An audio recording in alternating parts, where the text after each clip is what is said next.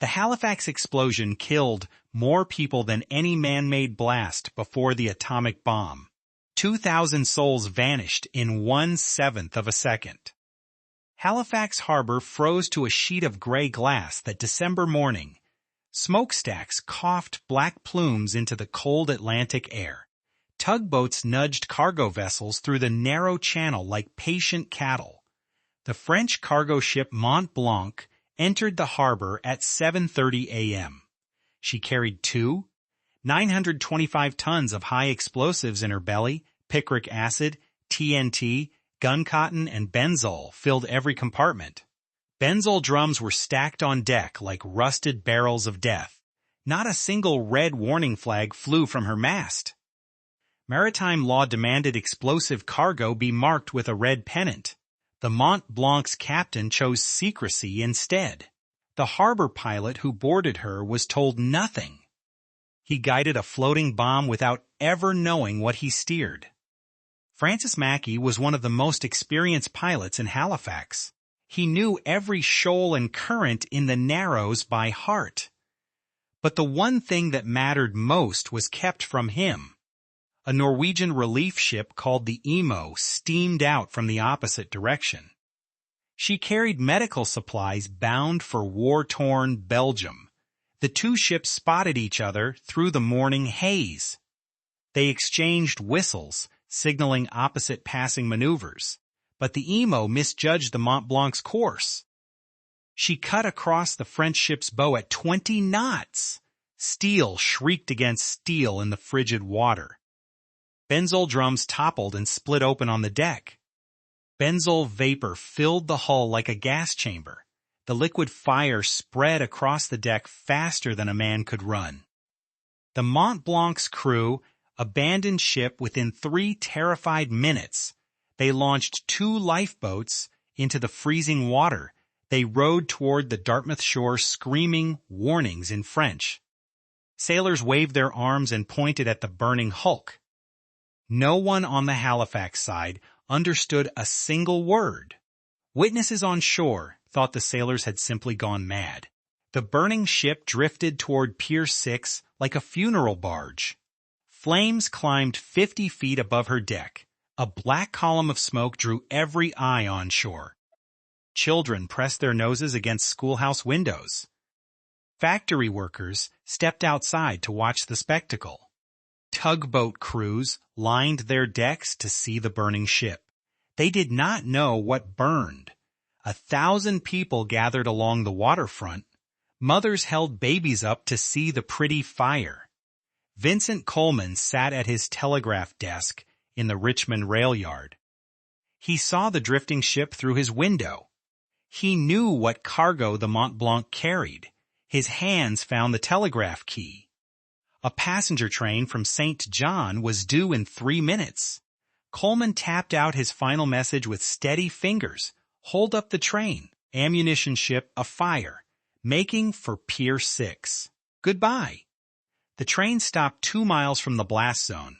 300 passengers owed their lives to that message. At 9:35 a.m., the Mont Blanc disintegrated. The fire reached the picric acid. 2,925 tons of explosives detonated at once. The blast wave traveled at 3,300 miles per hour. It shattered windows as far as 60 miles away. The explosion was heard in Prince Edward Island. It registered on seismographs across the Atlantic. The entire Richmond district was leveled to absolute rubble. Every single building within half a mile simply ceased to exist. The harbor floor was exposed for an instant. A tsunami 30 feet high surged over the waterfront. The waves swept people, horses, and wreckage inland. A mushroom-shaped cloud rose 3 miles into the sky. The sound reached something beyond hearing. It was a physical force that knocked people to the ground a mile away. Then came the silence that follows absolute destruction. Then came the screaming from every direction. 2,000 people were dead before their bodies hit the ground. The Richmond Printing Company collapsed onto its workers in a single instant. The Acadia sugar refinery folded like a house of wet paper. 300 schoolchildren were buried in rubble at the Richmond School. The Oland Brewery became a makeshift morgue within hours. 9,000 more lay wounded in burning wreckage. The explosion vaporized the Mont Blanc's 200-pound anchor. It flew 2.5 miles before burying itself in the earth. An iron shaft from the ship landed 3 miles away. Shattered glass flew like liquid knives through every window in Halifax. Doctors pulled glass splinters from people's eyes for weeks. The city had no idea what hit it. Many survivors thought a German naval bombardment had begun. World War I had burned for 3 years by 1917. This was worse than anything they had seen from the Kaiser. 1,200 homes no longer existed. 6,000 people had no shelter that night, but that's not what broke the survivors. A blizzard descended on Halifax at sunset. Temperatures dropped below zero as night fell. Snow fell on the dead and dying alike. Rescue workers dug through frozen rubble with bare hands. Fires burned uncontrolled through the devastated streets. They lit the falling snow like a hellish cathedral. The blast had shattered every water main in the city. Firefighters stood helpless before flames they could not fight. Frozen bodies were stacked in rows outside the Chebucto School. Survivors wore blankets over faces shredded by glass. Then something extraordinary happened. A train left Boston at 10 p.m. that same night. It carried doctors, nurses, and 50 tons of medical supplies. The Massachusetts State Guard loaded blankets by the truckload. They did not wait for an official request. They did not wait for permission. They just went. The Boston relief train fought through that same blizzard. It plowed through snowdrifts taller than a man. The train arrived in Halifax 36 hours later. A city of survivors wept at the sight. Every emergency room in Halifax was a blood-soaked nightmare. Surgeons worked by oil lamp for 72 straight hours. No one counted the amputations. Dentist Frederick Banting rushed from Toronto to treat the wounded. 5 years later, he would discover insulin. But in Halifax, he just pulled teeth from shattered jaws. The relief effort became the largest peacetime mobilization in North American history. Halifax would not have survived that winter without Boston. It taught the world what coordinated disaster response could achieve. The Halifax Relief Commission was formed within weeks. It became the blueprint for every disaster agency that followed. Entire families were simply erased from the census. A school for the deaf lost every child inside.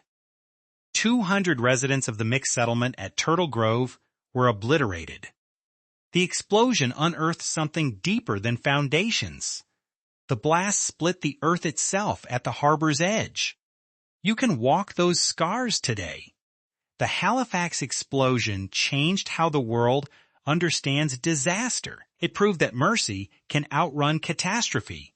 It proved that strangers will cross frozen borders to save you. It proved that one man with a telegraph key can hold back death. Every December, Nova Scotia sends a giant Christmas tree to Boston. It stands in Boston Common lit by 10,000 lights. It is a thank you note carved from a living forest. Halifax remembers everything.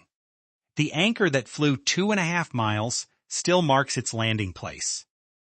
The blast zone is now a quiet park where seabirds rest. 2,000 names are carved into granite by the water. The explosion was not a battle, and it was not a weapon. It was a ship full of explosives on a cold December morning. It was a telegraph operator who stayed at his post until the end. It was a train from Boston that did not turn back. The worst disaster of the Great War was not a weapon at all. It was a measure of what ordinary people do when the world explodes around them. Vincent Coleman's final message still hangs in a museum by the harbor. His telegraph key is worn smooth from the last words he ever sent. Hold up the train. Ammunition ship afire. Making for Pier 6. Goodbye. 300 people lived because he did not run.